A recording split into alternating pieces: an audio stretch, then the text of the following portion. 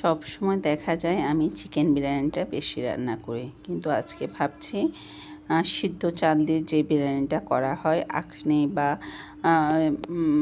তেহারি স্টাইলে বলা যায় সেটা রান্না করব, কিন্তু সেটা হবে সিদ্ধ চালের।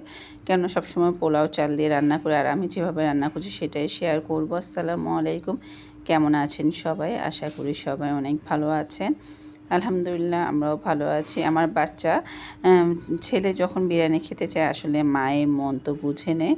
যখন বলেছে ও কিছুই খেতে পারছে না, ওর একদম মুখে রুচিয়ে নেয়, একদম জ্বর আসাতে আমার ছেলে একদম মুখে রুচিয়ে চলে গেছে। তো ভাবছি ও যেহেতু বলছে বিরিয়ানি খাবে, বাইরে থেকে এর আগের দিন এনে খাওয়ানো হয়েছে, কিন্তু আজকে বাসায় রান্না করব, সবাই মিলে খাবো।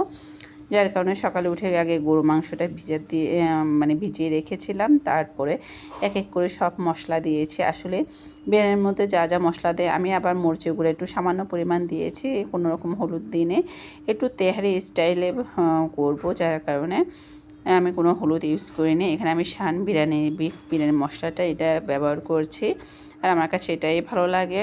মাঝে মধ্যে দেখা যায় যে রাঁধুনিটাও দেয়, সেটার ফ্লেভারও ভালো। এর মধ্যে কিন্তু আমি ভালো করে অফ ক্যামেরায় মশলাটা কষিয়ে নিয়েছি। আসলে পুরো ভিডিওটি দেখাতে পারিনি, কেননা ভিডিওটা লং হয়ে যাবে। যাই হোক, এদিকে কিন্তু আমার মাংসটা সিদ্ধ হয়ে গেছে।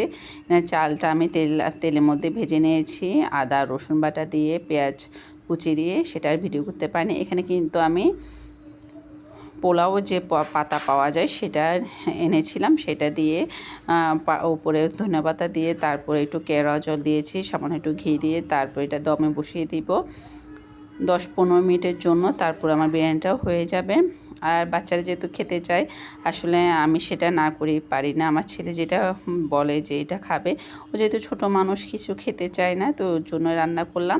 সাথে একজনের জন্য পাঠাবো। আলহামদুলিল্লাহ আজকে দেখতে পাচ্ছেন বিরিয়ানিটা কতটা সুন্দর হয়েছে। আজকের ভিডিও এই পর্যন্তই। সবাই ভালো থাকবেন, সুস্থ থাকবেন, আমাদের জন্য দোয়া করবেন। আসসালামু আলাইকুম।